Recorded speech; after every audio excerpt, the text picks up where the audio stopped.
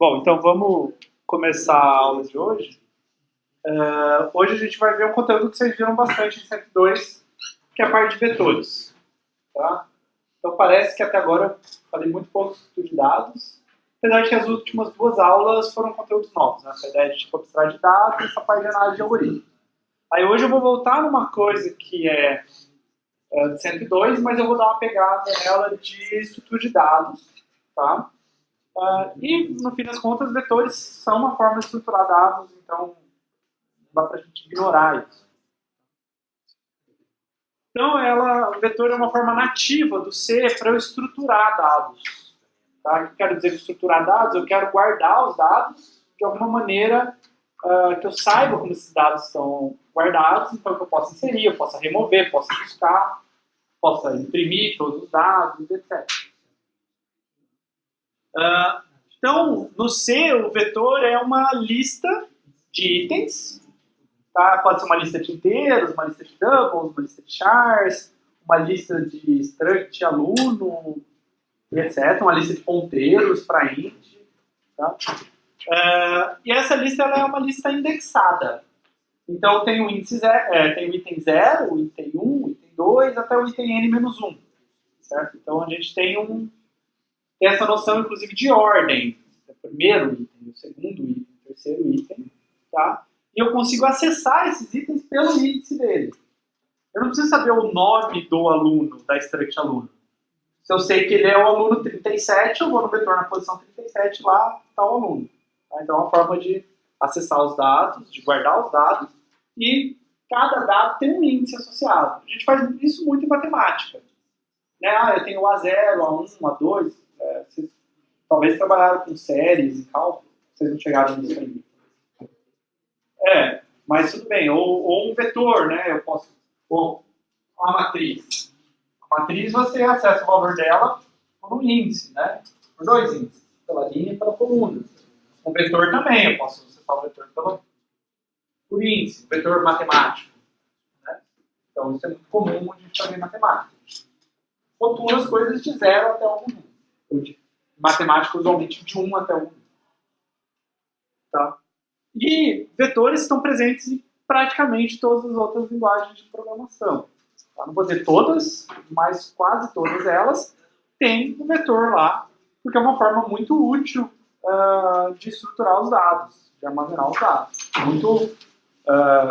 Inclusive, muito elementares. Quero guardar os dados numa lista sequencial, tá? E acessar por índice. E também a gente vai usar vetores para outras coisas no curso. Tá? Então, ela é uma estrutura de dados bem fundamental. Tá? Então, no C, o vetor ele é um bloco sequencial de memória. Tá? Então, você tem lá Você tem lá a sua memória RAM. Tá? E o vetor, ele é um bloco de memória. Okay? Então, ele pode ser que ele tenha tamanho 40 bytes, por exemplo. Então, ele pode ser um vetor de 40 chars, ou ele pode ser um vetor de 10 inteiros. Tá?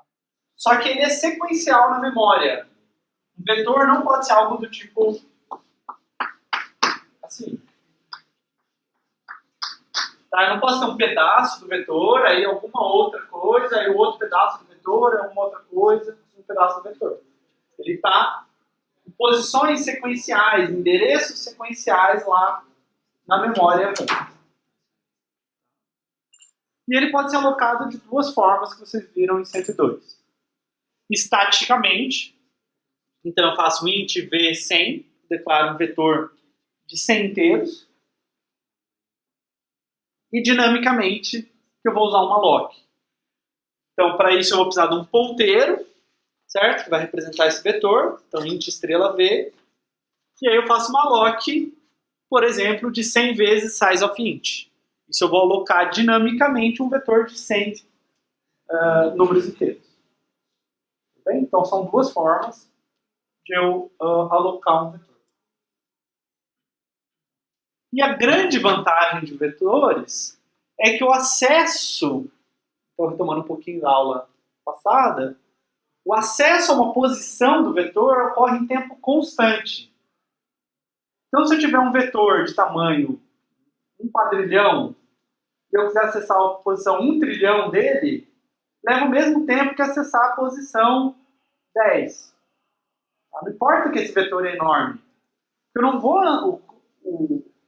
a gente não vai andar no vetor todo para achar a posição 1 trilhão. A gente vai fazer uma simples conta.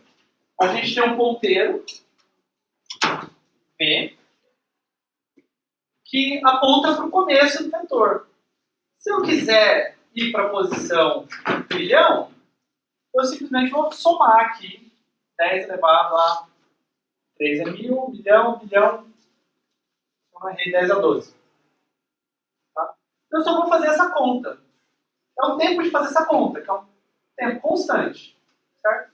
Vou pegar um número, somar com outro número. Esse endereço, que está armazenado aqui em V, somar com 10 elevado a 12 vezes 4 bytes, porque o inteiro tem 4 bytes, e aí eu vou estar na posição 1 trilhão. E aí é só olhar qual que é o valor que está lá. Então isso é muito rápido. Isso é uma grande vantagem dos vetores.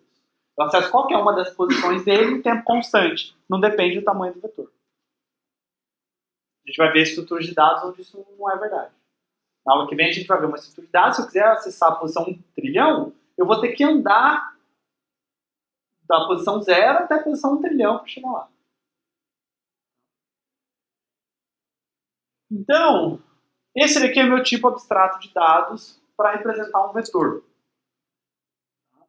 Então, eu tenho uma struct, vetor,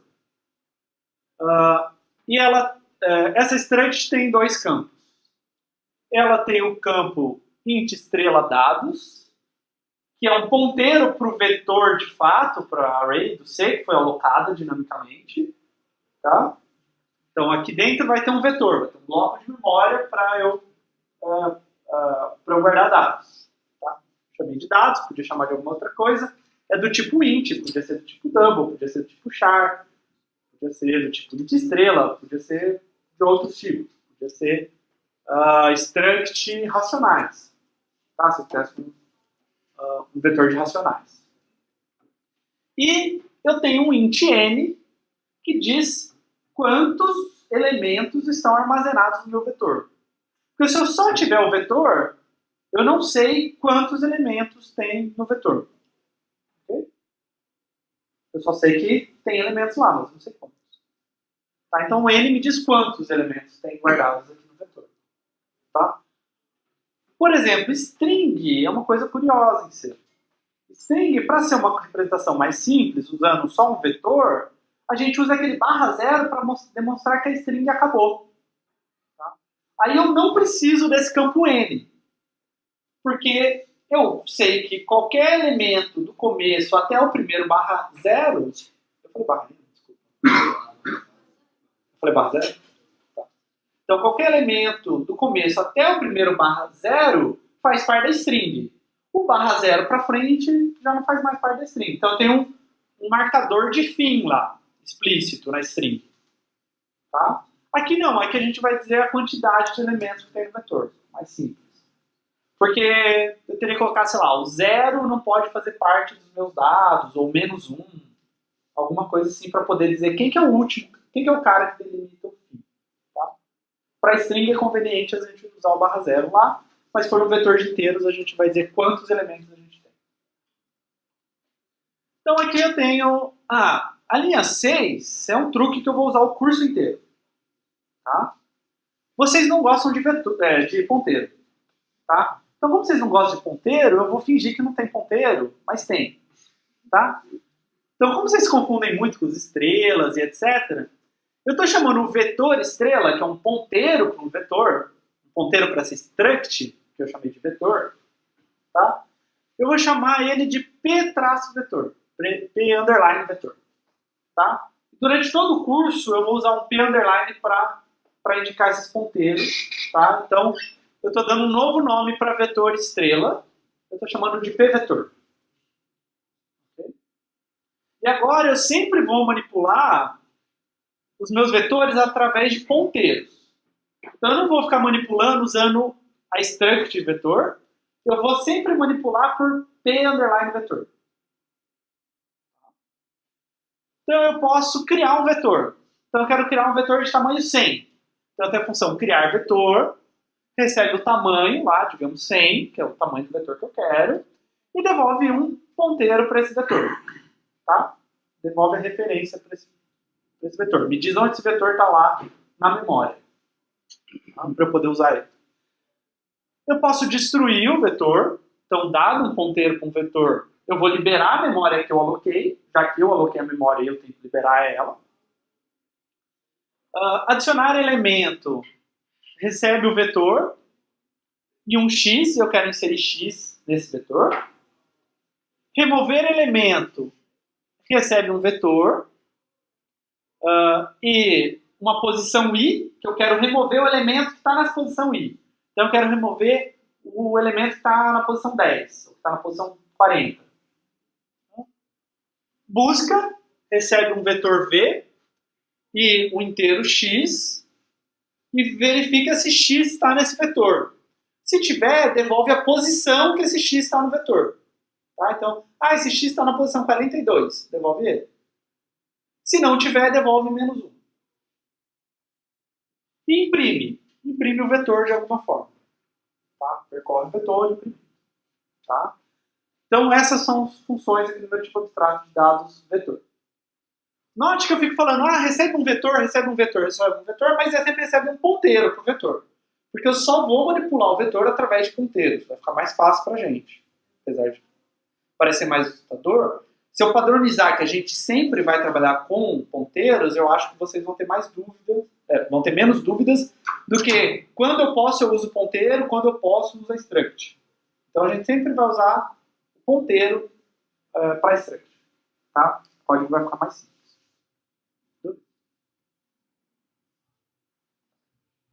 Então o p-vetor é um ponteiro para essa struct vetor. E a gente vai precisar para mudar os campos de um vetor. Porque quando eu inserir um elemento no vetor, eu vou ter que mudar aquele n lá. Então eu tenho que passar essa struct por referência. Então eu tenho que ter um ponteiro para essa struct. Então se eu ficar passando só ponteiros, tanto passando para a função quanto devolvendo o ponteiro nas funções, fica mais fácil, porque eu não tenho mais essa preocupação de, se eu alterar o n dentro da função, eu estou alterando o n de verdade? Tá? Porque eu estou sempre passando por referência. Então eu tenho um vetor e eu estou sempre passando o vetor por referência. Como eu estou fazendo isso? Usando o p-vetor aqui. E o código vai ficar mais limpo usando esse p-vetor também. Fica mais fácil do que... Eu poderia ficar usando, ao invés de p-vetor, vetor estrela. Tá? Mas eu acho que o p-vetor deixa um pouco mais limpo e fica bem claro. É um ponteiro do vetor. A gente vai tentar se acostumar a usar ele. Então a gente vai sempre manipular via ponteiro. Então a implementação do vetor, lá com tipo abstrato de dados, acho que vários de vocês já fizeram o Lab 1, já pegaram um pouco mais do esquema de tipo abstrato de dados. A gente tem o ponto H, a gente tem o ponto C. Então lá no meu ponto C vai ter algumas coisas que eu vou precisar. Então eu vou precisar lá do vetor.h, vou precisar do stdio.h, do stdlib.h. E aí aqui eu vou ter a implementação de fato das funções. Né? Criar, destruir, adicionar elemento, remover elemento, buscar e imprimir. Tá? Só que agora eu vou mostrar para vocês uma das vantagens do tipo abstrato de dados, que eu comentei lá na aula. Eu vou dar 3 implementações diferentes para o mesmo tipo abstrato de dados. Então, o mesmo ponto H, exceto por um único detalhe do último, tá? Mas que até existem formas de contornar isso em termos de programação, vão servir para 3 pontos C diferentes. Então, esses pontos C, eles vão dar implementações diferentes no meu vetor. Tá? Formas diferentes de lidar com o vetor. Tá? Então, essas 3 fazem as mesmas coisas, porque elas respondem a essas mesmas funções. Então, elas precisam fazer a mesma coisa. Okay? Só que elas vão levar tempos diferentes. Então vai ter uma que é melhor para uma coisa, uma que é melhor para outra, e uma que resolve um problema que a gente tem nas duas primeiras. Tá? Então, a priori, nenhuma delas é a melhor. Poderiam ser 4 implementações diferentes. Mas elas fazem a mesma coisa, só que elas fazem de jeito diferente. E isso é uma coisa importante para a gente estudar. A gente vai ver um monte de coisas, um monte de estruturas que fazem a mesma coisa, mas fazem de jeitos diferentes. Quando elas fazem de jeito diferente, elas levam um tempo diferente. Então, como que a gente inicializa e destrói os nossos vetores aqui?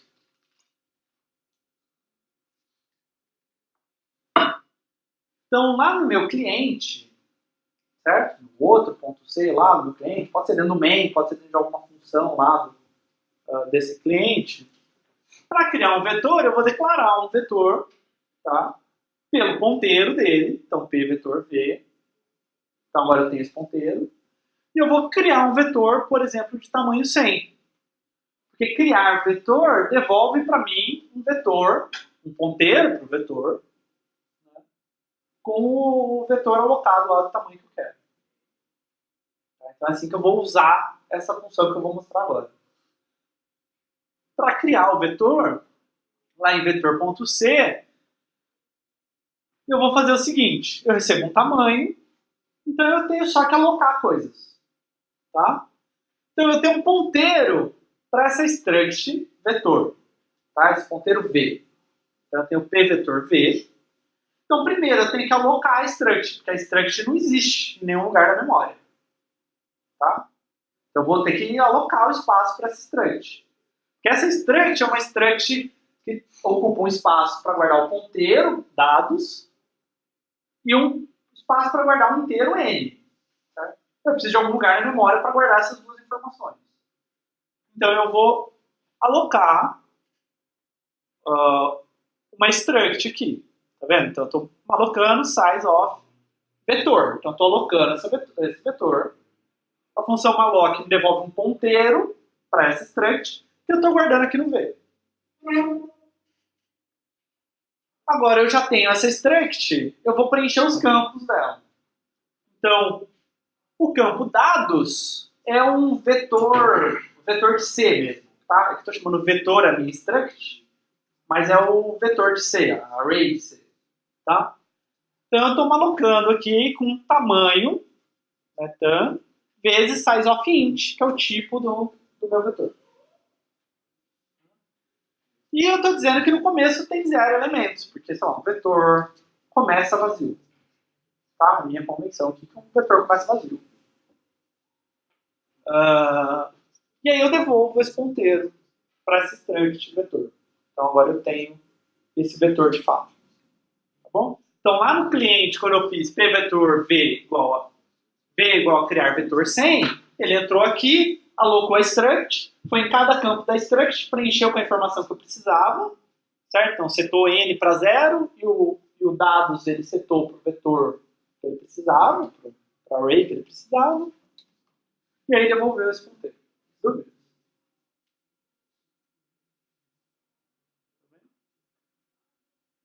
Para destruir, é basicamente o inverso.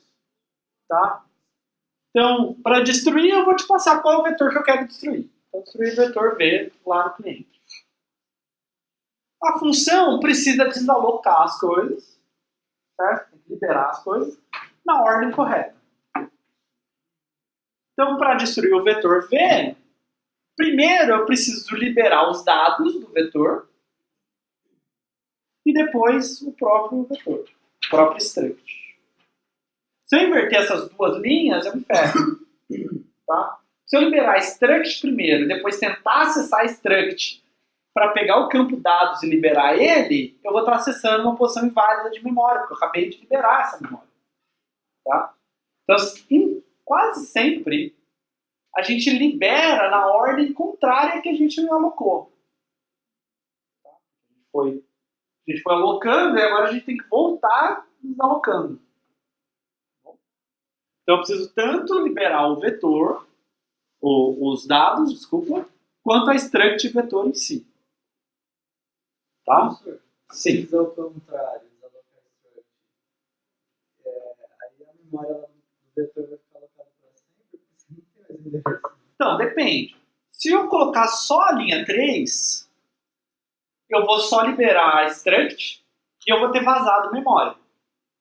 Tá? Então eu vou ter que essa memória não... Ela está lá e não foi liberada. Tá?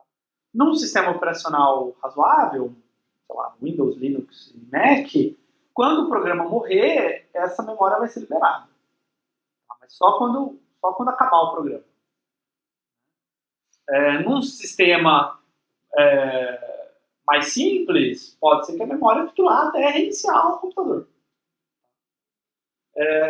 Se eu inverter a ordem das duas linhas, eu vou tomar um segmentation fault.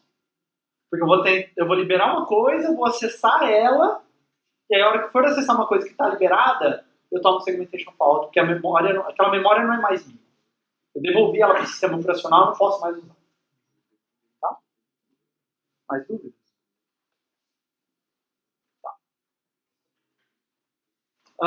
Então, agora inserindo e removendo nesse vetor. A gente vai fazer uma inserção que é muito rápida, em tempo constante. Alguma ideia de como inserir muito rápido num vetor?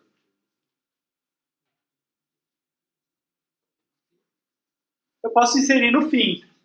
Tá? Se eu inserir no fim um código como esse, então vamos ver o código. Adicionar elemento, recebe o vetor V e o X que eu quero inserir. Eu vou na última posição, a última posição é Vn-1, certo? N-1 é a última posição do vetor. Então eu vou na posição N. N é a próxima posição, né? É a primeira posição não usada do vetor. Então eu vou em vdados Vn e coloco X lá. Okay? E agora eu tenho um elemento a mais, então eu somo 1 no N. Tá? Tudo bem? Por que isso é O de 1? Bom, calcular V de N é O de 1. Tá? É pegar uma struct, um ponteiro, olhar para onde ele aponta, ver qual que é o campo que está lá, ver o valor desse campo. Tá? Então, calcular V de N é uma coisa que demora tempo constante. Pegar o valor de X é uma coisa que demora tempo constante. E acessar ou escrever uma posição de um vetor demora tempo constante, que é aquilo que eu estava falando lá, que é a vantagem do vetor. Não importa que esse vetor é enorme, acessar essa última posição, a primeira posição não usada do vetor, leva tempo constante. Tá? Então isso daqui é um código extremamente rápido para a gente executar. Tá? E somar 1 aqui no N também. Tudo bem? Então tudo isso acontece em algum tempo constante. Qual que é a constante? Não sei. Não me importa. A constante depende do computador. Tá? Se eu pegar um computador com o dobro da velocidade, essa constante cai pela metade.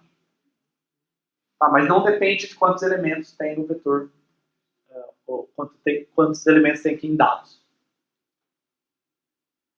Remoção em O de 1. Também é possível a gente remover em tempo O de 1. Alguma sugestão de como fazer?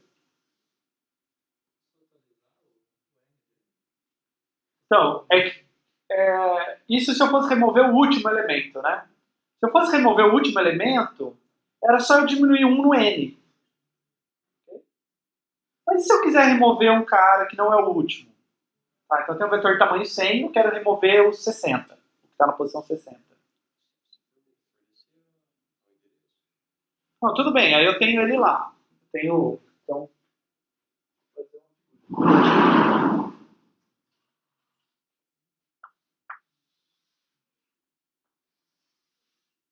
meu vetor é bem grande, ele está alocado, mas o final dele mesmo é aqui, tá?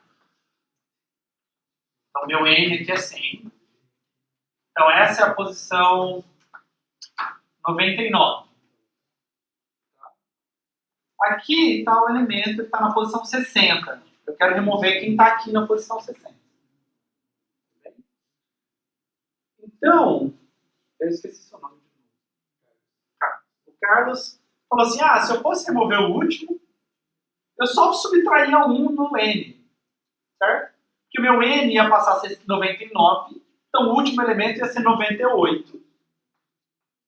Esse cara continua aqui nesse vetor? Continua, mas a minha lógica de programa é como se ele não estivesse no vetor. Ele passou a ser lixo. Tá? Mas e o cara que está na posição 60? O cara que está na posição 60 eu não consigo fazer isso. Sim. Professor, se a ordem não importar, você pode copiar esse último, esse que você estava jogando fora no caso da última posição, e copiar em cima desse 60 e diminuir o tamanho dele. Legal. Então, se não é o último, eu faço ele ser o último. Tá? Então, eu pego esse cara que está aqui, esse X, jogo para cá. E esse Y que está aqui, jogo para lá. Agora ele é o último.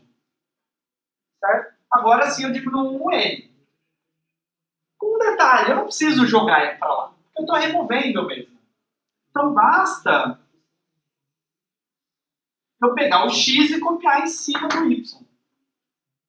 Se a ordem não importa. Eu estou assumindo aqui que a ordem não importa. Eu só estou guardando inteiros num vetor. Em um momento que eu disse que está ordenado, tem que manter a ordem de inserção. Tá? Sim. Você pode explicar de novo? Porque você alocou ele dinamicamente, o que você fez ali antes também, para poder colocar mais um? Porque tem um definido, né? No vetor. O vetor vai ter a função, né, professor? Você tecnicamente não acrescentou a casinha onde vai ficar um novo elemento. Né? Não, então, é que ele foi alocado com um tamanho máximo. Por exemplo, eu aloquei ele com 1000, mas o N começa em 0. Então eu posso adicionar elementos até 1000. Tem uma folga. Isso. Depois eu vou ter problema. Isso, depois a gente vai lidar com isso. Esse é o problema que a terceira implementação vai resolver em relação à primeira e segunda implementação. Tá? Então aqui eu só estou inserindo, não estou preocupado em estourar a memória. Tá, então a remoção, eu vou trocar o elemento a ser removido com o último e eu vou diminuir o N. Tá? Então se eu quiser remover o elemento na posição 2, quero remover esse 7. Estou supondo que eu não preciso manter a ordem. Tá? Então eu pego o 5, que é o último cara, copio aqui, e agora eu diminuo 1 no tamanho do meu vetor. Tá? Então aquele 7 que estava aqui, sumiu. E antes eu tinha 93, sem o 7, né? 93625. Agora eu tenho 9362 e o 5. Então eu continuo tendo os mesmos números que eu tinha antes. Tá? Se fosse, por exemplo, um vetor de alunos, eu continuo tendo o mesmo conjunto de alunos que eu tinha antes, exceto aquele cara que eu queria remover, e não me importa a ordem. Bom. Então o código é o seguinte, eu dou o V, o I, que eu quero remover, e eu faço o seguinte, eu pego o último cara, quem que é o último cara? VDados, VN, menos 1. E jogo ele para cima de VDados I. Sobrescrevo VDados I com o último cara. E agora eu subtraio 1 no N. Tá? Então, se eu não preciso manter ordem de nenhuma forma, tá? Essa implementação é aqui ok. Se eu quisesse manter a ordem que foi inserido, tá? E quando eu removo, tal, aí tem que fazer uma outra implementação. Não é o que eu estou preocupado agora. Okay? Então,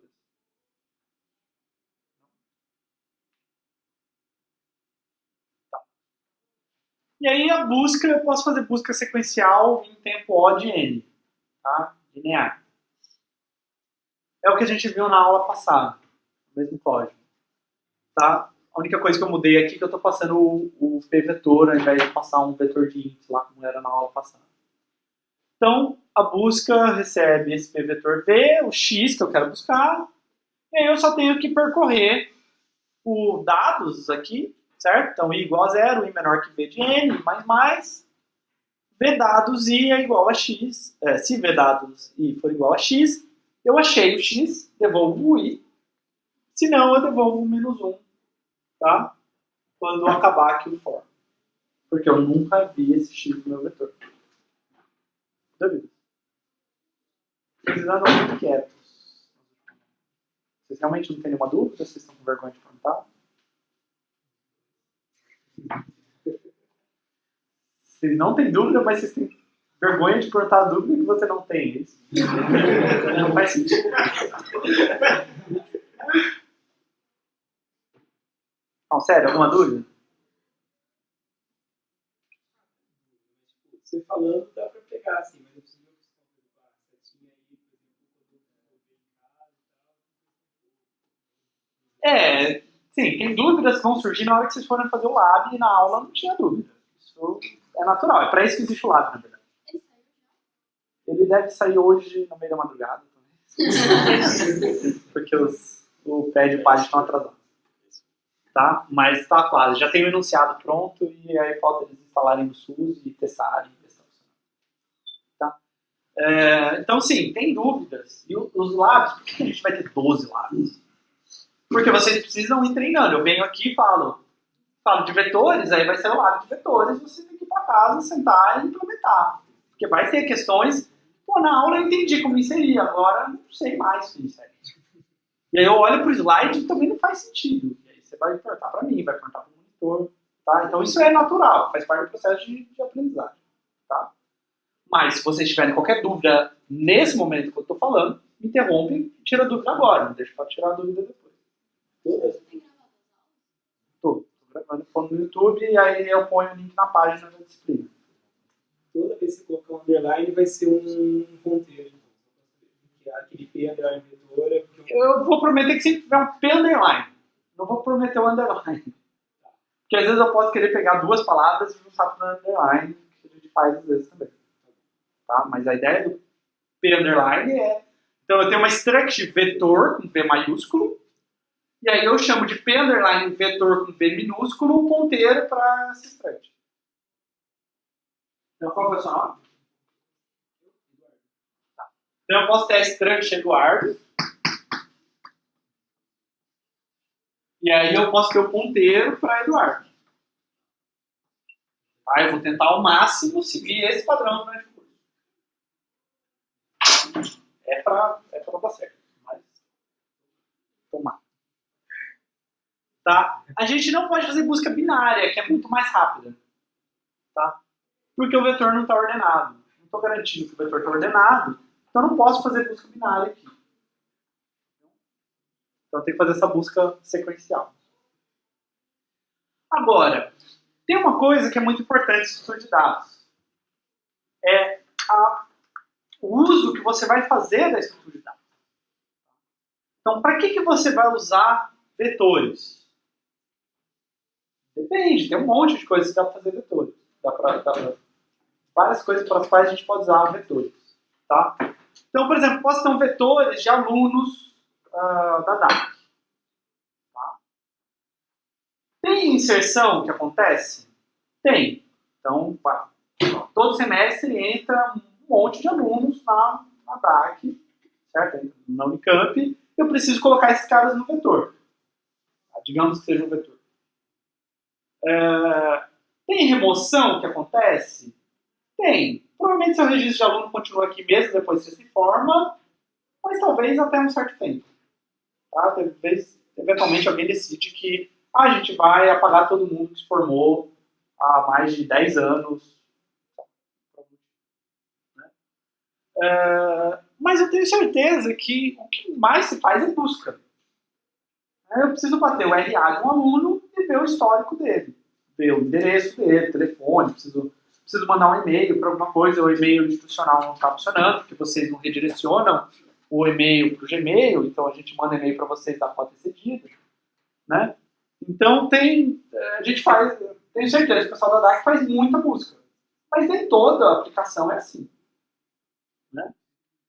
Então, se as buscas no vetor for muito frequentes, é mais vantajoso eu realizar a busca binária, porque a busca binária é muito mais rápida do que a busca sequencial.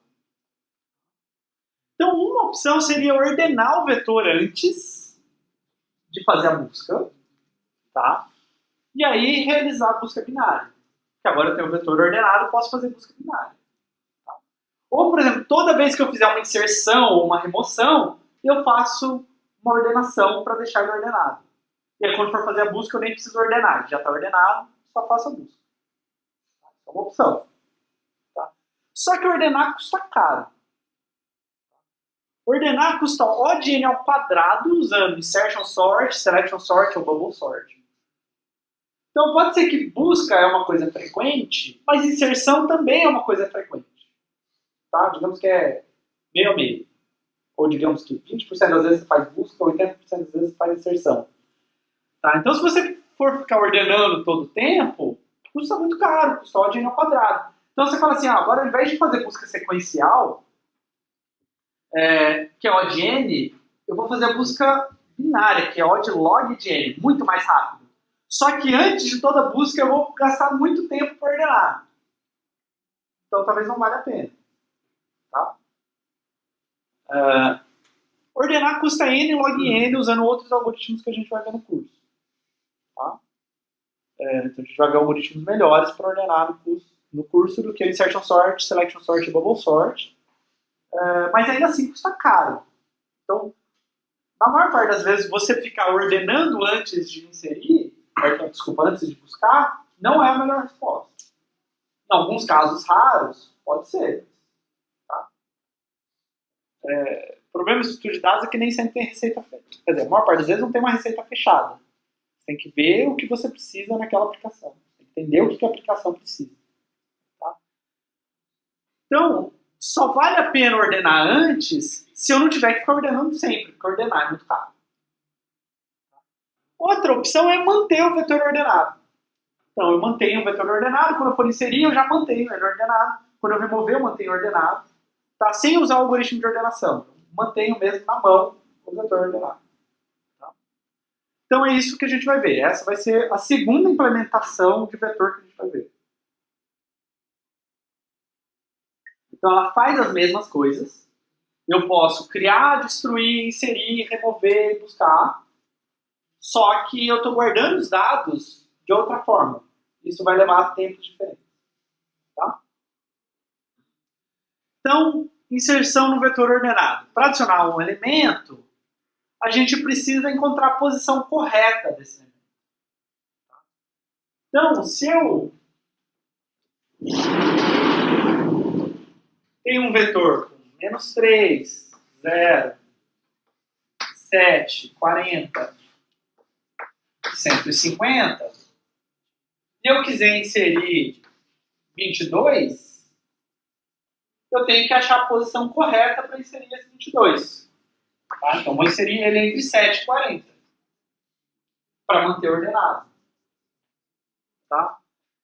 Só que para inserir o 22 aqui, eu não consigo falar para você e falar assim, olha, essa era a posição 0, essa é a posição 1, essa é a posição 2, essa é a 3, essa é a 4.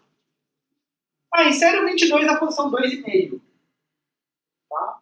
Ou cria uma nova posição entre 2 e 3 para abrir espaço para o 22. Não dá para fazer isso. Então, o que eu vou fazer? Eu vou jogar todo mundo aqui para a direita, para abrir espaço para o 22 entrar. Então, eu vou colocar o 150 aqui, vou colocar o 40 aqui, agora eu tenho espaço para pôr o 22. Tá? Então, primeiro eu vou achar a posição correta para inserir esse número, e eu vou... primeiro não, mas a ideia é encontrar a posição correta e deslocar os elementos para a direita. Tá? Porque é coisa que eu vou fazer os dois ao mesmo tempo. Tá? E aí sim eu posso inserir o elemento na posição correta. Então, como que eu insiro 4 nesse vetor aqui? 2, 3, 5, 6, 7, 9. Tá? Eu olho para o último elemento, 9. 9 é maior do que 4, então ele vai ter que ficar à direita do 4. Então eu copio ele para a direita. Tá? Porque eu estou tentando abrir... Eu não sei onde o 4 vai entrar ainda, porque eu só olhei a última posição. Tá? A gente está olhando o vetor, e a gente está vendo toda a informação do vetor, mas o meu programa só vai olhar para o vetor posição a posição. Okay? Então eu vejo 9 e falo, bom, eu não sei onde o 4 vai, mas o 4 vai à esquerda do 9. Então eu preciso jogar o 9 para a direita. para abrir espaço para o 4. Então eu pego o 9 e copio uma posição para a direita. Aí eu olho para o 7 também é maior que 4. Então eu copio ele uma posição para a direita. O 6 também é maior do que 4, eu copio uma posição para a direita. O 5 também é maior que 4, eu copio uma posição para a direita. Certo? O 3, né, quando eu for olhar para o 3 aqui, o 3 não é maior que 4. Então eu não vou mover o 3 para a direita. Então eu movi o 5, 6, o 7 e o 9 para a direita.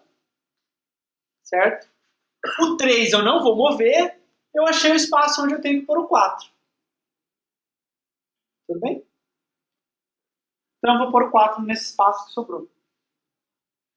Então eu fiz ao mesmo tempo achar onde o 4 tinha que ir e já ir movendo as pessoas para a direita, né, os itens para a direita, para abrir espaço. Tá? E aí eu vou aumentar o tamanho do meu vetor, porque agora tem um elemento a mais, né, eu não posso perder aquele 9 lá que eu copiei para a direita, então eu vou aumentar em 1 o tamanho desse vetor. Então o código, um pouquinho mais complicado, mas é isso daqui. Então eu quero adicionar x no vetor v. Então eu começo lá da direita, lá do fim do vetor. Então eu começo com i igual a v de n menos 1, a última posição do vetor. Então, enquanto i for maior ou igual a 0, eu ainda não percorri todo o vetor. Tá? Então imagina que eu quisesse inserir um 1 aqui, nesse vetor. Eu iria percorrendo todos os números do vetor, certo? Inclusive o 2, que está na posição 0, eu falaria, ele é maior do que 1. Então joga ele para a direita. Tá? Mas eu não posso ir indo para a esquerda aqui para sempre. Tá? Então eu tenho essa condição de parada aqui. Se eu terminar de ver o vetor todo, é porque esse cara é o primeiro elemento do vetor. Tá? Todo mundo era menor, todo mundo era maior do que ele.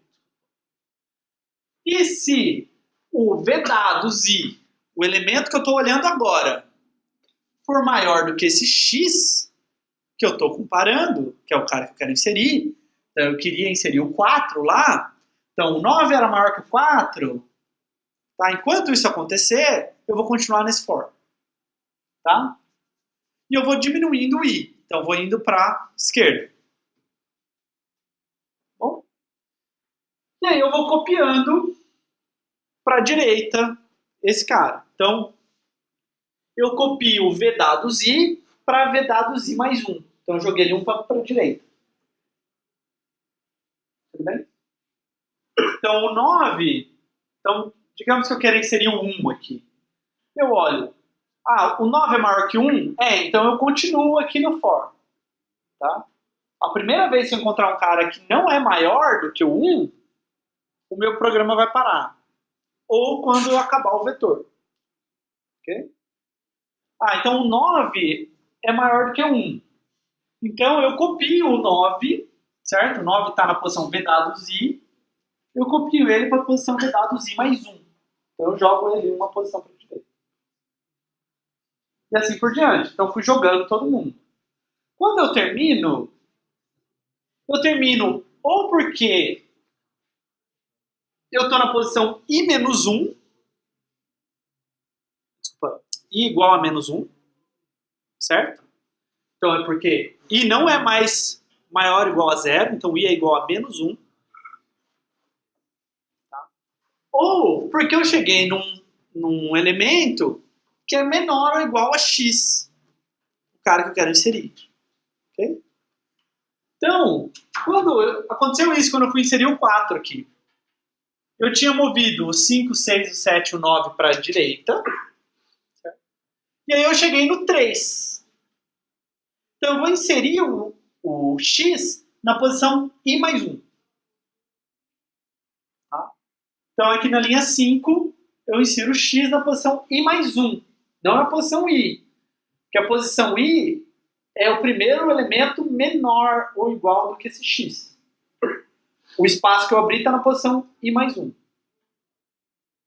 Tá? E aí eu somo 1 no N.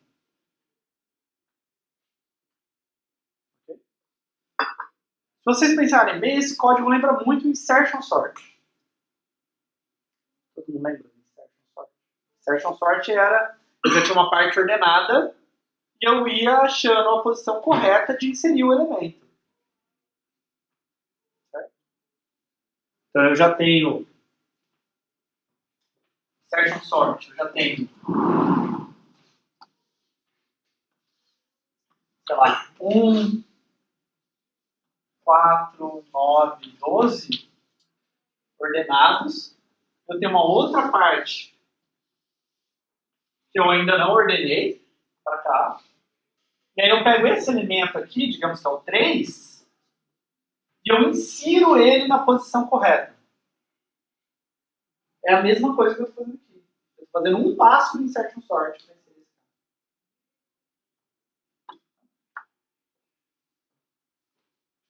Isso daqui leva tempo O de n, tempo linear. Tá? Por quê? Porque eu tenho que percorrer o vetor copiando um para a direita. Eu percorro o vetor uma vez e vou copiando um elemento para a direita, para a direita, para a direita, até a hora que eu paro. Na pior das hipóteses, eu quero inserir um 1 aqui. Então eu vou percorrer todo o vetor jogando ele um para a direita. Isso vai dar O de n. Bom, tempo linear. Ou seja, se o vetor tiver o tamanho... Se eu dobrar o tamanho do vetor, ele vai dobrar o tamanho do tempo para inserir. Tá? Quanto maior esse vetor, mais demorado fica para inserir.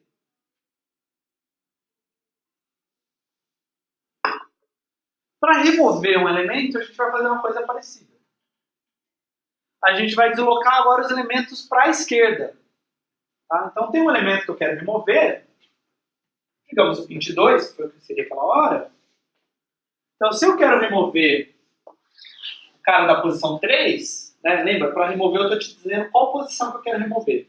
Então se eu quero remover o elemento que está na posição 3, eu vou copiar o 40 para cima do 22 e o 150 para cima do 40. Tá? Então antes eu criei um espaço no meio, agora eu vou arrancar esse espaço no meio. Tá? Então se antes eu movia todo mundo para a direita para abrir espaço, agora eu vou mover as pessoas para a esquerda, os itens para a esquerda, para fechar esse espaço. Tá? Então para remover o elemento na posição 3. Tá? Então o 5 aqui está na posição 3, né? 0, 1, 2, 3. Então eu vou começar aqui na posição do 5, que você me passou, né? Posição 3. Eu vou pegar o cara que está na posição 4 e copiar para cima da posição 3. Aí eu vou para a posição 4, vou pegar o cara que está na posição 5 e copiar em cima da posição 4. Eu vou para a posição 5, copio o cara que está na posição 6 para cima da posição 5.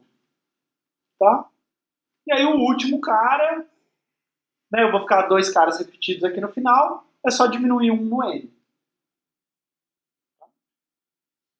Então eu tenho um for aqui, ele não precisa fazer nada no começo, não sei se vocês viram isso em 102, mas eu posso ter um for que é vazio, a primeira opção aqui. Tá? O primeiro campo do for é vazio. Então eu só deixo ponto e vírgula aqui, não ponho nada no meio. Tá? Porque meu i vai começar no i que você me deu. Tá? Então, você me deu i igual a 3, eu vou começar o for a partir da posição 3. Então eu não preciso mudar o valor do i. Enquanto o i for menor do que vn menos 1, então até o final do vetor, tá? Exceto a última posição, que é menor do que vn menos 1, tá? I mais, eu vou copiar quem está na posição i mais 1 para cima da posição i. Então, se você me pediu para remover a posição 3, eu vou copiar a posição 4 para cima da posição 3. Depois a posição 5 para cima da posição 4. E assim por diante. Tá? Bem, eu não vou até vn menos 1, eu vou até vn menos 2. Tá? Porque eu vou acessar, quando eu acessar i mais 1, eu vou acessar o último elemento. Eu vou acessar a posição n menos 1. Né? Quando i for igual a vn menos 2, e mais 1 é o Vn menos 1, que é o último elemento. Bom, tempo também é um ADN. Eu posso querer remover o primeiro elemento do vetor, por exemplo. E eu vou ter que copiar todo mundo do vetor uma posição para a esquerda. Então, se eu tiver um vetor gigante, vai demorar um tempo considerável. Antes a gente inseria e removia em tempo O de 1. Agora demora bastante tempo. Só que eu posso fazer busca binária nesse vetor porque ele está ordenado. Tá? Isso eu posso fazer em tempo O de log de n. Então, aqui está o código da busca binária. A gente já viu duas aulas, mas eu vou relembrar para vocês. Então, eu vou passar para você aquele campo dados. Tá? Ele é um vetor de inteiros. O L, o R, né? Então, onde começa, onde termina o vetor. E o X que eu estou buscando. Então, eu calculo o ponto médio aqui. L mais R dividido por 2. Acho o ponto do meio desse vetor. Tá? Se o L for maior que R, esse vetor é vazio. A parte, onde o vetor começa, se o vetor começa depois que ele termina, é um vetor que é vazio. Se o elemento do meio for o X que eu procuro, eu achei ele, é só devolver esse meio. Retorno M. Se não, eu vejo se o cara que está no meio é menor do que X.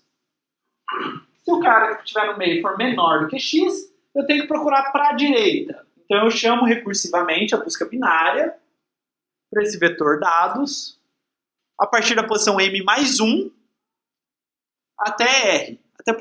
A partir da posição M mais 1, porque até na posição M eu sei que ele não está. Então se ele estiver, ele está na posição M mais 1 até R. Tá? Isso é importante para a nossa recursão parar. Tem que tirar o M também. Se o cara que está no meio é maior do que o meu X, então eu tenho que procurar para a esquerda do vetor.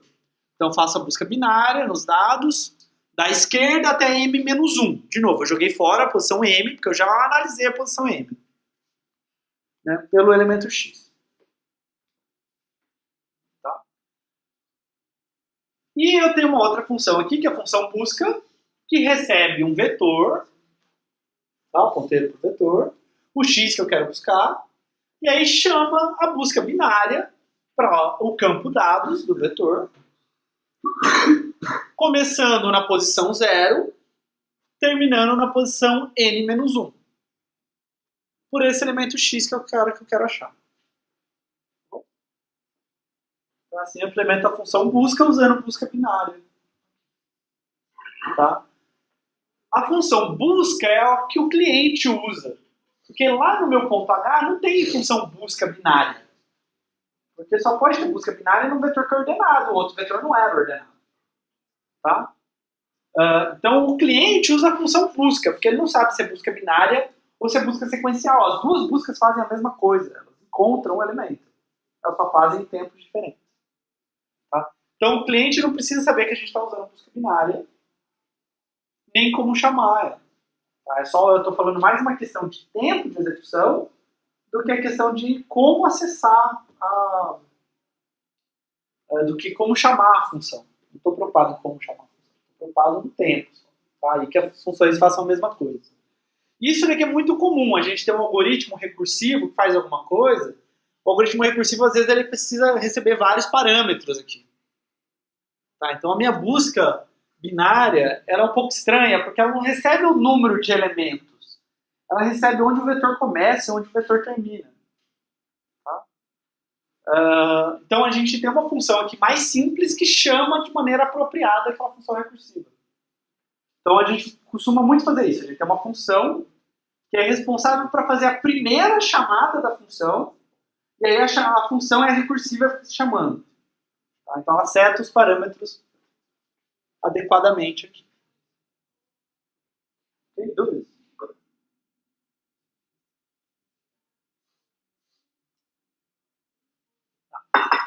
Então, uma tabelinha. O vetor não ordenado contra o vetor ordenado. A inserção no não ordenado é O de 1. A remoção também é O de 1, mas no vetor ordenado a inserção e a remoção levam um tempo O de N. Então é bem mais pesado inserir e remover em vetores ordenados. Porém, a busca no vetor não ordenado é O de N, enquanto que no vetor não ordenado é O de N, enquanto no vetor ordenado é log de N. Então a busca no vetor ordenado é muito mais rápida. Tá? Então se a gente tiver muitas inserções e remoções, muito poucas buscas, aí eu vou usar vetor não ordenado. E eu posso talvez ordenar o vetor antes de buscar, se eu achar que isso é vantajoso. Se eu tenho poucas inserções e remoções e muitas buscas, ou é uma coisa meio equilibrada, eu insiro e removo muito, mas eu também busco muito, tá? Eu vou usar vetores ordenados. Tá? Né? E se as três opções forem frequentes? Aí tem estruturas de dados que conseguem fazer as três operações em O de log de N. Então a gente vai ver estruturas de dados que fazem isso melhor do que vetores fazem. Melhores quando as três operações forem frequentes. Quando só inserção e remoção é frequente, e raramente você faz busca, vai ser muito difícil bater isso daqui. Tá? Então, apesar de vetor ser muito simples, não significa que vetor nunca é a resposta correta. Sempre depende da situação que a gente tem. Às vezes, o que pode acontecer na prática é eu faço de algum jeito, e aí eu começo a perceber que não está dando certo. Então eu olho, não está dando certo, por quê? Porque acontece muita busca. Então deixa eu trocar por outro estrutura de dados. Aí pode ser que continue, melhora de um lado, piora do outro. Então deixa eu trocar por outra coisa. Tá? Não necessariamente você sabe isso quando você está fazendo o programa a primeira vez. Mas talvez quando você faça uma atualização do programa, dependendo do uso. Dúvidas?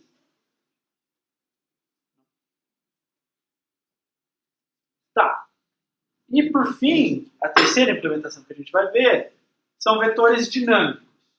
Tá? Então os vetores que a gente viu até agora têm um grande problema. Eles têm espaço limitado. Eu aloco o vetor com tamanho 1000, eu só posso pôr 1000 elementos nele e acabou. Tá? Então na hora de inicializar, eu preciso saber o tamanho máximo que esse vetor vai precisar, tá? Durante o tempo de vida dele lá no meu programa. Nem sempre a gente sabe isso. Tem que chutar algum valor, mas nem sempre dá para chutar. E pode levar um grande desperdício de memória. Então você fala assim, eu preciso fazer um aplicativo, preciso fazer um programa para a Unicamp. Vai cadastrar alunos. Não sei, quantos alunos será que a Unicamp... Bom, vai entrando gente todo ano, a gente, em geral, não deleta os cadastros. Eu acho que 100 mil alunos é suficiente? Não sei. Pode ser que seja suficiente, pode ser que seja insuficiente, pode ser que seja exagerado. Pode ser que eu fale assim, 1 milhão de alunos com certeza dá. A Unicamp vai ter 1 milhão de alunos depois de quantos anos? Faz sentido isso? Tá, então, eu posso não saber a informação, e aí se eu não souber a informação eu tenho que chutar, eu posso ter chutado para baixo, e ser insuficiente, eu posso ter chutado para cima e desperdiçar a memória. Tá? Então, uma opção é criar um vetor que ele aumenta e diminui de tamanho de acordo com a quantidade de dados que está armazenado nele. É isso que a gente vai fazer agora. Tá? Então, eu vou ter que fazer uma mudança leve na struct que define o vetor. Tá? Sim.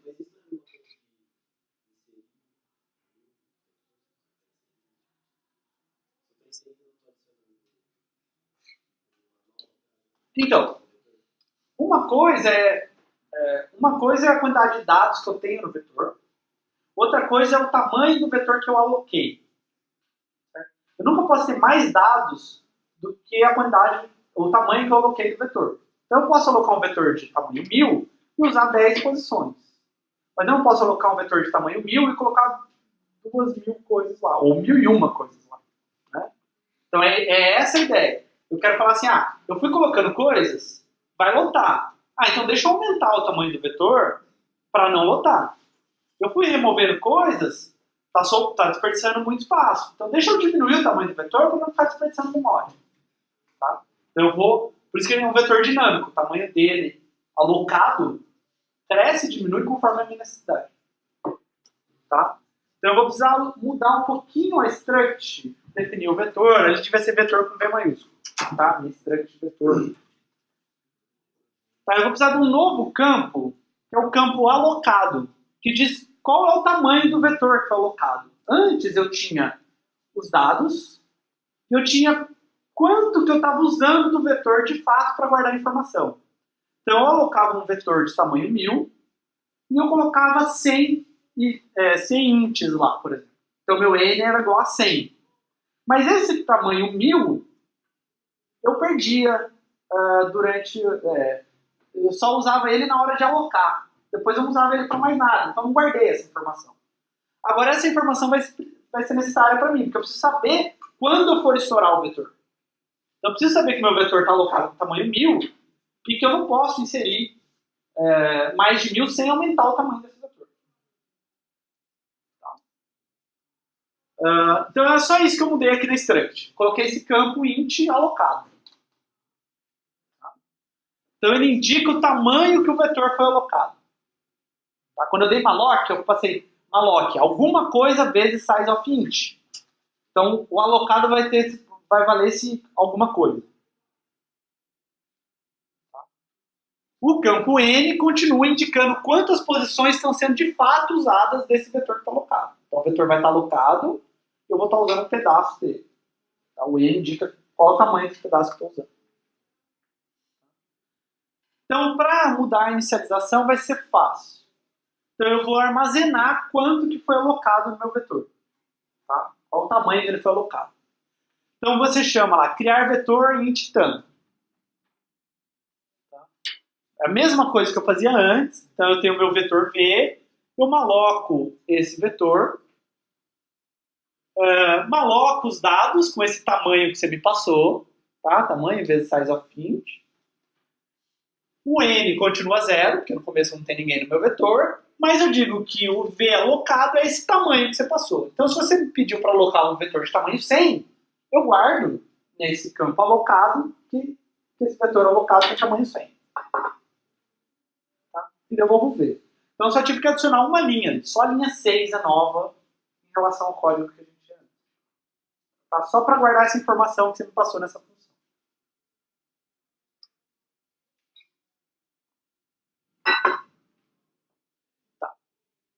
Agora eu vou ter que mudar a inserção e a remoção para mudar o tamanho do vetor conforme precisar. Tá? Então, se quando eu for inserir um elemento, eu for estourar esse vetor, eu vou dobrar o tamanho do vetor. Então eu tinha um vetor lá de tamanho 100, eu fui inserindo, aí chega um momento que eu já tenho 100 elementos. Agora eu vou inserir um a mais. Eu vou para 101, não cabe. Então eu vou deixar esse vetor agora de tamanho 200. Aí vai caber esse cara que eu quero inserir. Então o que eu vou fazer é o seguinte. Eu tenho um adicionar elemento aqui, recebi o meu vetor v do x, e eu vou precisar de um ponteiro para int chamado temp.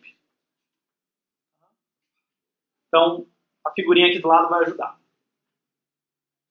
Os meus dados estão aqui. Então eu tenho um vetor com tamanho 4 alocado e que está com 4 elementos. O n dele é igual a 4.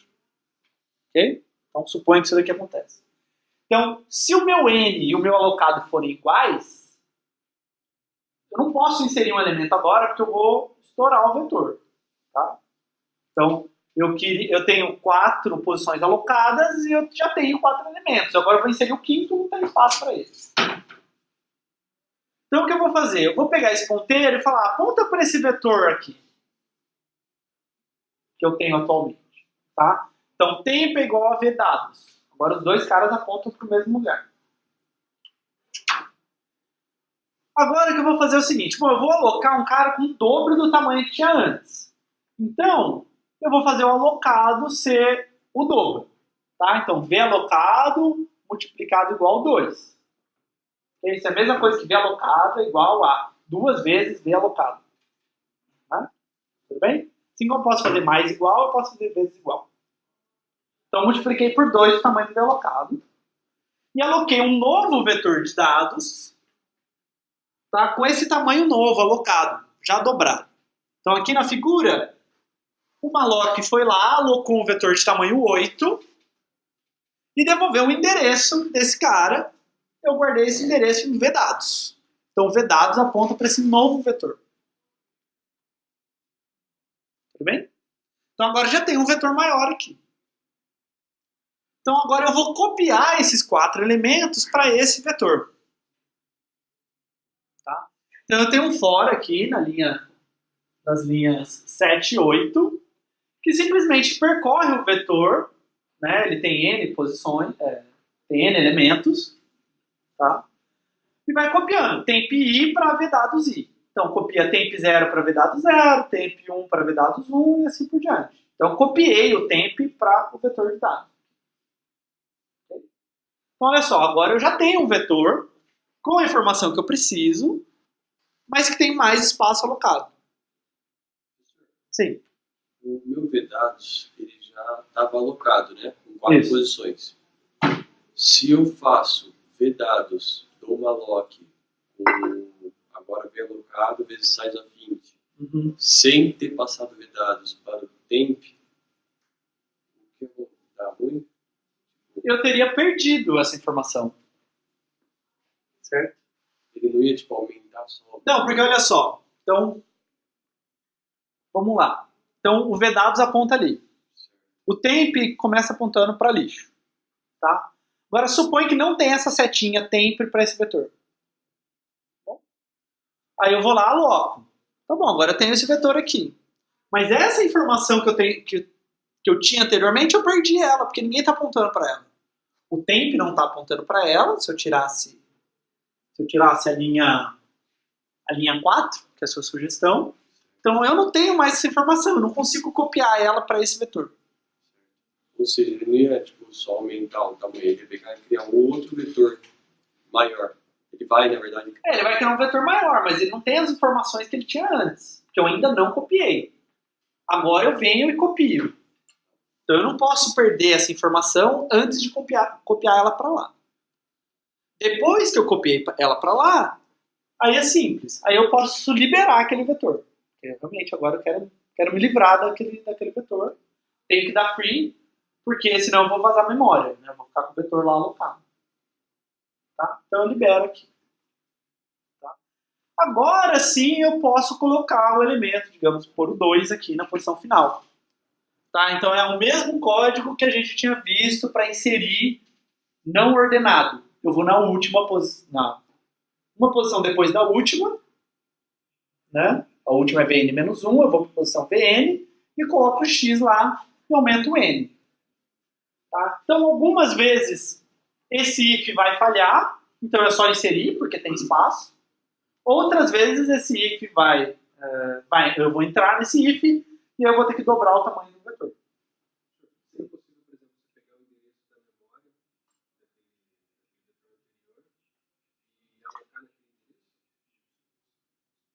Não, eu não consigo fazer isso, a não ser usando um comando que vocês não podem usar no lab, que facilita muito as coisas, que é o realloc. Eu quero que vocês entendam a lógica disso acontecer, porque você usar um comando mágico que faz para você. Então existe sim um comando que chama realloc, que ele serve para aumentar um vetor. Mas aí isso daqui é uma linha. E aí eu queria que vocês entendessem como isso de fato funciona. O início do vetor tem um endereço, né? Então, se eu pegar aquele endereço de memória... Então, eu não consigo falar para o malloc, me dê o vetor, mas comece dessa posição. Tá? E, inclusive, pode ser que eu não possa usar essa posição. Porque pode ser que eu aloquei esse vetor aqui na minha memória RAM, e aí, depois você pediu para alocar uma outra coisa e foi alocado aqui. E aí eu não posso pegar um vetor grande aqui, porque eu pegaria outros pedaços da memória. Então o realloc, ele tenta fazer isso, ver se consegue. Se não conseguir, ele faz exatamente o que a gente está fazendo. Mas eu não quero que vocês usem realloc no lab. Inclusive está explicitamente escrito isso no enunciado. Tá? Não pode usar realloc. Eu quero que vocês entendam esse código e façam o que esse código faz. Bom? Tempo para isso daqui acontecer. Para inserir o iésimo elemento aqui. O de 1, se não precisar aumentar o vetor. Então, se o meu vetor tem tamanho 100 alocado, 50 já usado, e eu vou inserir o 51, ele passa reto nesse if e demora tempo O de 1. Tá? Ele simplesmente vai lá e insere naquela posição. Então é muito rápido. Mas pode ser que eu tenha um vetor de tamanho 100, eu já inseri 100 elementos e agora eu vou inserir o 101. Agora eu preciso dobrar esse vetor. Tá? Então isso vai demorar tempo O de I. Por quê? Se eu entrar aqui, eu vou fazer várias coisas aqui que são constantes, certo? Vou fazer uma atribuição na linha 4, é constante. Vou multiplicar por 2, é tempo constante, é operação aritmética. Vou alocar, é tempo constante. Só que na linha 7 e na linha 8, eu vou copiar o vetor que eu tinha para esse novo vetor. Então, se eu tinha 100 elementos, eu vou ter que percorrer um vetor nas 100 posições dele, copiando para o outro vetor. Certo? Então, se eu tinha 100 elementos, eu vou demorar tempo O de 100 nesse caso. Então, para inserir um iésimo elemento, O de 1 se eu precisar aumentar o vetor, mas O de I se eu precisar aumentar o vetor. Tá? Porque eu tenho que copiar I elementos. Tá? Então, esse algoritmo tem um caso que ele é muito rápido e tem um caso que ele é lento. Tá. Então, inserir o iésimo elemento pode demorar tempo O de I. Então, inserir N elementos demora tempo O de N ao quadrado. Tá? Isso você tem que lembrar de soma de PA. Então, se eu somar I para I igual a 1 até N, isso daqui é N mais 1 sobre 2. Certo?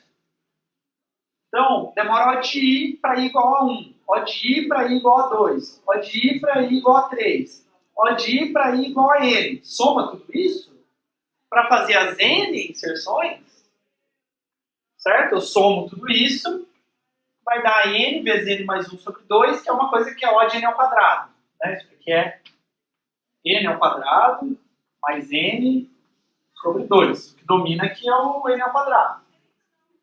O N aqui não importa. Tudo bem? Então, inserir esses N elementos demoraria tempo O de N ao quadrado.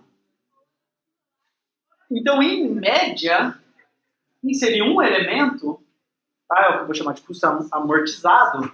Então, tem esse custo total, O de N ao quadrado. Agora, divide por cada uma das operações que eu fiz. Eu fiz N inserções. Então, o custo amortizado seria O de N. Tá? Então, tem aquelas inserções O de 1, mas na média o custo é O de N. Só que essa análise aqui não é justa. Eu estou falando, a primeira inserção demora 1, a segunda demora 2, a terceira demora 3, a quarta demora 4, a centésima demora 100. Tá? Mas a questão é que o custo amortizado é, na verdade, O de 1. Porque a maior parte das vezes eu vou inserir e vai ser muito rápido. De vez em quando eu vou inserir e vai ser lento. Então lembra que eu falei? Pode demorar O de 1 ou O de N. Ou O de I. Então vai ter vezes que demora O de 1, vai ter vezes que demora O de I. Mas a maior parte, a grande maioria das vezes, demora O de 1. Então não tem problema que de vez em quando demora O de I. Tá? Eu vou mostrar por que isso. Tá? Então, aqui o que eu fiz? Eu falei assim, para inserir na 10ª posição, tem um custo de 10. Para inserir na posição 11, tem um custo de 11. Para inserir na posição 12, tem um custo de 12. E eu somei todos esses custos. Certo? Então eu falei, custa 1 para inserir 1, custa 2 para inserir 2. Foi a conta que eu fiz ali na lousa. Custa I para inserir na posição I. o iésimo elemento. Tá? Então, ao invés de eu cobrar I para inserir o iésimo elemento, eu vou cobrar 3 para inserir o iésimo elemento. Tá? Então, quando eu for inserir o elemento I, eu vou dar R$3 na mão dele. Tá? R$1 ele vai pagar para entrar no vetor. Okay? Porque ele tem que entrar no vetor, vai ter um custo computacional, vai demorar algum tempo isso. Então, ele vai usar R$1 para pagar para entrar no vetor. Ele vai guardar R$1 no bolso para a próxima vez que ele for copiado para um novo vetor. Então, a próxima vez que o vetor for estourar e a gente dobrar de tamanho, ele vai ter R$1 no bolso para poder pagar a cópia dele para o novo vetor. Tá? E ele vai ter R$1 para pagar a cópia de um amigo. De um outro cara que não tem dinheiro para pagar a cópia dele, tá? Ele vai ter esse R$1 para dar para esse cara pagar a cópia. Tá? E eu vou mostrar para vocês que a gente nunca fica devendo fazendo isso. Então eu paguei todas as operações que eu precisava fazer. Tá? Então eu vou inserir lá o primeiro cara. Para o primeiro cara eu vou dar R$2 ao invés de 3. Tá? Só porque vai ficar mais fácil. Mas não tem problema, só estou dando menos dinheiro para ele, ainda vai funcionar. Então o primeiro cara vai entrar, ele vai pagar R$1 para entrar no vetor e ele vai ficar com R$1 no bolso. Então ele está lá na posição e ele está com R$1 no bolso. Tá? Agora eu vou inserir um novo elemento. Quando eu for inserir um novo elemento, meu vetor vai estourar aqui. Então eu vou dobrar esse vetor. Então eu vou dobrar esse vetor e copiar esse 1 para cá. Quando ele vier para esse vetor, ele vai tirar esse R$1 que ele tem no bolso e vai pagar para ir para esse segundo vetor. Agora ele tem R$0 no bolso. Ele não tem mais dinheiro para ir para o próximo vetor. Por exemplo. Mas eu vou pegar e inserir o segundo elemento. Para o segundo elemento eu vou dar R$3. R$1 para ele entrar nesse vetor. R$1 para ele depois ser copiado para um novo vetor. E R$1 para ele emprestar para esse cara aqui que está duro. Tá? Então, o 2 vem, ele gasta R$1 para entrar, R$1 ele põe no bolso, R$1 ele dá para o 1. Para o 1 poder copiar depois. Agora, quando eu for inserir o 3, o vetor vai estourar. Então, o 1 e o 2 pagam cada um R$1 para ser copiados aqui para essas posições. Aí os dois têm dinheiro para pagar, não tem problema. Então eles pagam aqui. Agora, quando o 3 for entrar, ele vem com R$3. Um para entrar no vetor e um para emprestar para o 1 aqui. Porque o 1 não tem dinheiro para pagar a próxima cópia. Vem o 4 com R$3, um para entrar no vetor, um para ficar no bolso, um para ele dar para o 2 ser copiado para o próximo vetor.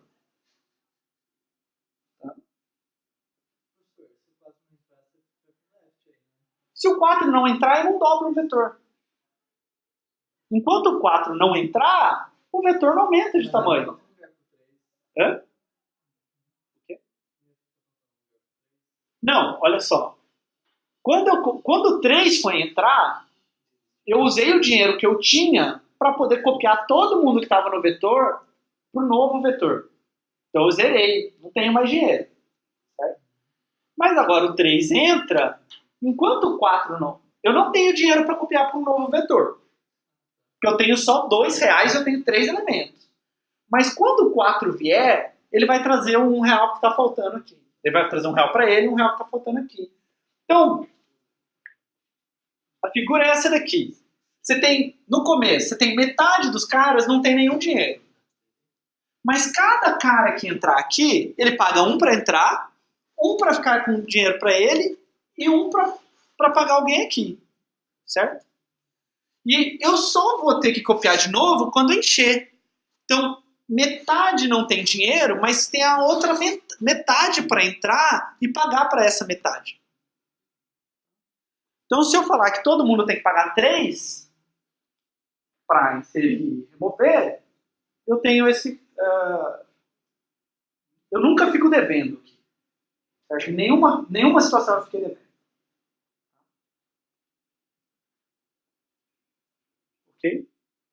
Então, na verdade, ao invés do custo amortizado ser N, né, eu tenho um custo amortizado que é O de 1, que é constante. Tá? Ou significa o seguinte, se eu fizer N inserções, o custo não é N ao quadrado. O custo é N, é 3N.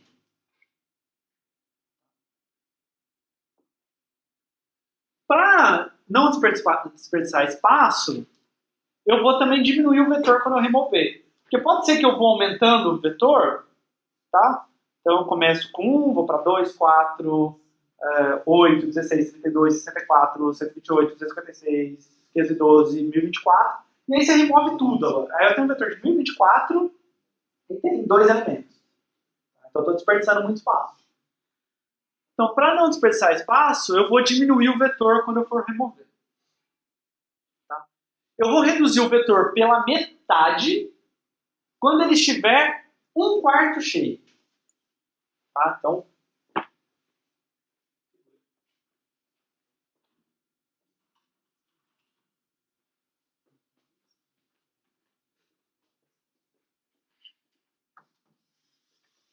esse é o meu vetor. Ele está aqui alocado. Tá? Aqui é metade dele. Aqui é 1/4. Enquanto ele estiver assim, eu não vou fazer nada. Tá? Ele está bem ocupado. Quase cheio. Quando ele ficar assim, dependendo se você é um otimista ou um pessimista, ele está meio cheio ou está meio vazio. Tá? Mas tudo bem. Eu vou deixar quieto. Tá? Quando ele estiver assim, também vou deixar quieto. Na hora que ele bater em 1/4, eu falo, não, agora ele está muito vazio. Então o que eu vou fazer? Eu vou reduzir para 1/4? Não. Eu vou reduzir para metade. Por que isso? Porque a gente tem que pensar também na inserção. Então, Então imagina que eu fizesse... Então eu estou aqui.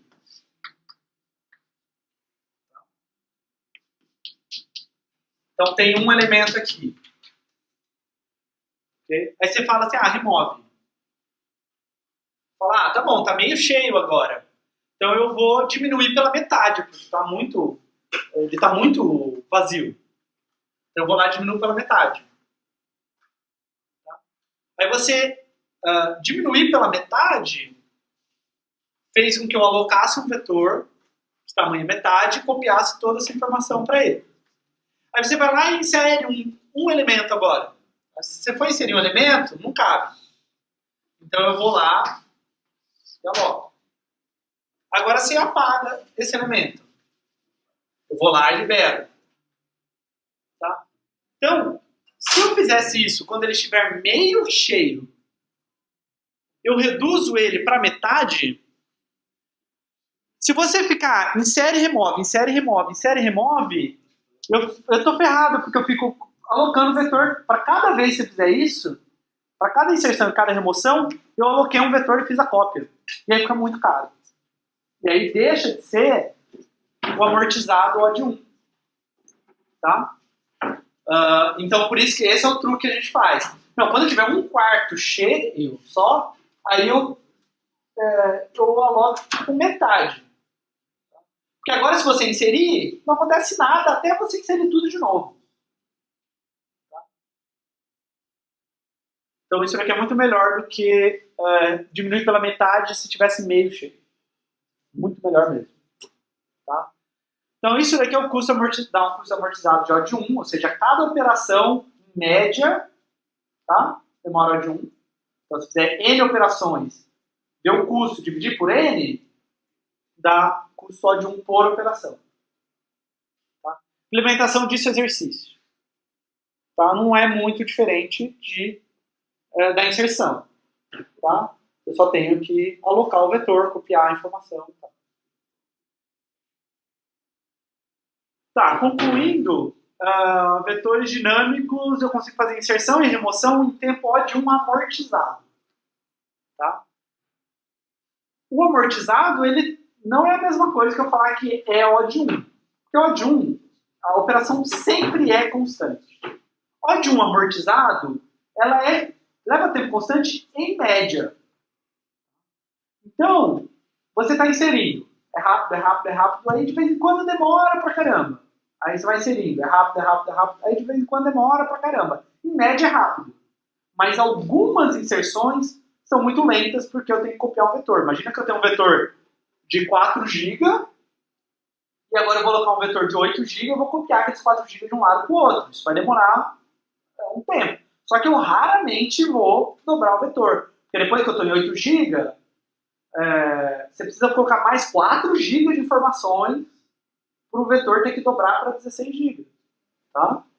Então, eu tenho um crescimento exponencial do tamanho do vetor. Então, você tem que ir colocando uma quantidade cada vez maior de informação para ter que copiar o vetor. Tá? Eles desperdiçam no máximo 3N de espaço. Tá? Então, pode ser que eu esteja 25% mais um cheio e o resto vazio, por causa da remoção. Tá?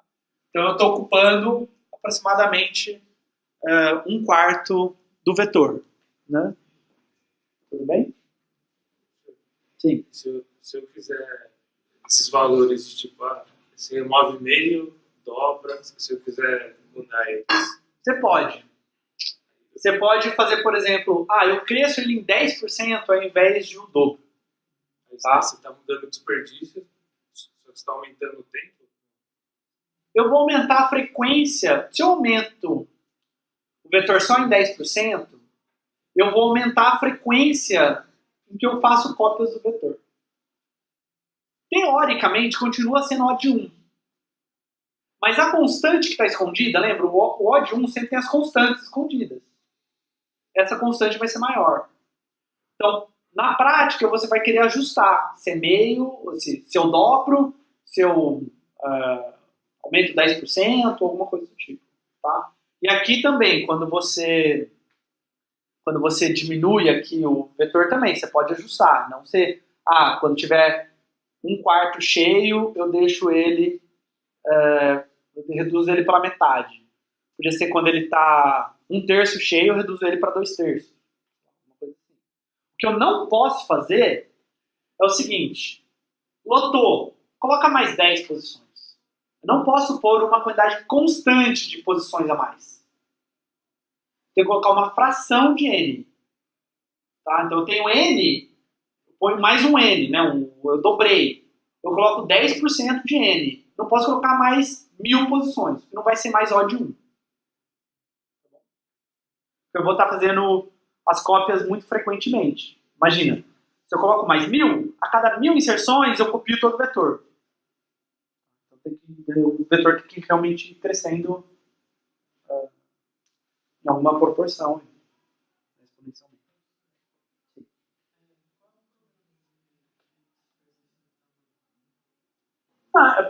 Então, depende da aplicação. No exemplo que eu falei, um vetor de 4 GB pode ser meio complicado. Você está com um vetor lá de 16 GB alocado para você usar 4 GB e a memória do computador não foi usada. Então, dependendo da aplicação, isso pode ser um problema. Você não vai querer... aí talvez você queira fazer isso. Eu quero aumentar de 10 em 10% ao invés de ir dobrando. Para eu economizar memória. Mas aí o meu programa vai ficar mais lento. Então, é uma troca. Tá? É muito comum em computação isso. Uma troca entre tempo e espaço. Eu gasto mais memória, mas meu algoritmo é mais rápido. Mas às vezes eu não tenho aquela memória para gastar. Então eu economizo memória, meu algoritmo tem que ser mais lento. Porque ele não tem tanta memória para trabalhar. Então, vetores dinâmicos são muito úteis se você não sabe o tamanho do vetor que você vai precisar. Tá? Mas ele pode trazer o que a gente chama de overhead desnecessário. Overhead é um termo que a gente usa em computação, engenharia e outras áreas, para algum tipo de custo que não é o custo que você tem normalmente, mas sim o custo do ferramental que você está usando. Tá? Então, aqui eu tenho um custo computacional de ler, de escrever, de inserir, de remover. Mas aqui tem um custo do vetor ficar crescendo e diminuindo, que não tem a ver, de fato, com a manipulação de dados, mas sim com a estrutura de dados que eu decidi usar. Okay? Entendem isso? Isso é um custo que eu estou adicionando. Por exemplo, o vetor, sem ser dinâmico, ele não tem esse custo. Ele não adiciona esse custo. Então é o que a gente chama de overhead. Eu estou trazendo um custo para poder usar essa ferramenta. Essa ferramenta é útil, mas, dependendo da aplicação, pode ser que não é útil. E aí eu estou pondo um custo no meu programa necessário. E é aquilo que eu falei, né? Algumas operações de inserção e remoção podem demorar muito, mas elas acontecem muito poucas vezes. Mas pode ser um problema. Se você tiver uma coisa que, sei lá, monitora a vida no paciente terminal, aí de vez em quando você vai inserir uma informação na tabela de registro cardíaco, demora 5 minutos porque está copiando um vetor para o outro. Sabe? Pode ser que não possa usar isso. A maior parte das vezes você vai poder usar. Mas algumas vezes não. Às vezes você vai ter uma aplicação de tempo real, que a gente fala, que eu preciso de uma resposta muito rápida, em, sei lá, 2 milissegundos. Tá? Dúvidas? Então, Lab 2, tá? Deve sair na madrugada de hoje ou amanhã, tá? É sobre isso, é sobre vetores dinâmicos, tá? Então, vocês vão ter que fazer vetor dinâmico e uma matriz dinâmica. Então, vocês vão ter que fazer uma matriz que pode crescer tanto o número de linhas dela, quanto o número de colunas dela. Tá? Você vai ter que ter um vetor. E um detalhe é, vocês vão ter que entregar 5 arquivos. Vocês vão ter que entregar o arquivo do lab, e aí vocês vão ter que entregar um vetor.c e um vetor.h, porque vai ter um vetor dinâmico lá. É basicamente usar o código que está aqui e implementar a remoção. Tá? E vocês vão ter que entregar um matriz.c e um matriz.h, que é a matriz que cresce as linhas e cresce as colunas. Tá bom? No Lab 1, você não tem que entregar o racionais.c e o racionais.h? Isso, a implementação e interface dos racionais. Nesse Lab, você vai ter que entregar a implementação e interface de um vetor que cresce sozinho e a implementação e interface de uma matriz que cresce sozinho. Se fosse 2 labs. Não, olha só. A maior parte dos códigos estão no slide. E eu aconselho vocês seguirem os códigos do slide. Mas é como se fosse 2 labs. Por que não está dando uma implementação? Não, então, porque são 2 coisas diferentes. Eu poderia falar, entrega tudo no lab.c e no lab.h, sei lá. Certo? Mas eu estou separando porque são 2 coisas diferentes. Uma coisa é uma matriz que cresce e diminui, e as operações que você faz nela. E outra coisa é um vetor que cresce e diminui, e as operações que você faz nele. Porque, para pensar, senão o que você teria que fazer? Teria que fazer uma struct vetor, uma struct matriz, as funções que manipulam o vetor e as funções que manipulam a matriz, tudo num tipo abstrato de dados só. Isso não é um tipo abstrato de dados, isso é 2. Não, são 2. Isso, mas o cliente é muito simples. Ele só é um switch case lá, operação 1 faz tal coisa, operação 2 faz tal coisa, operação 3 faz tal coisa, e você fica chamando as funções do tipo abstrato de dados. Igual o Lab 1, tipo, é meio que fazendo... Isso, pode olhar o cliente lá do Lab 1, que está no enunciado, inclusive, você pode fazer uma coisa parecida pro Lab 2. Tá? Peso 2? Não, peso 1. Só vetores. Tá? E... Não, ele é peso 1. Mas assim, se vocês se basearem nos códigos que estão aqui, tá? A remoção é basicamente esse código. Eu só preciso agora, ao invés de pegar um vetor maior, um vetor menor e copiar a informação para ele. Tá? Tá liberado pegar slide. Códigos do slide vocês podem usar à vontade. Não precisa nem falar, eu peguei esse código no slide, por comentário, nem nada. Podem usar, na verdade eu recomendo que vocês usem os códigos dos slides. Tá? Lógico, vai lá, tenta entender e tal. Se você quiser fazer o seu, tudo bem. Mas não precisa ficar reinventando a roda, eu não sei como fazer.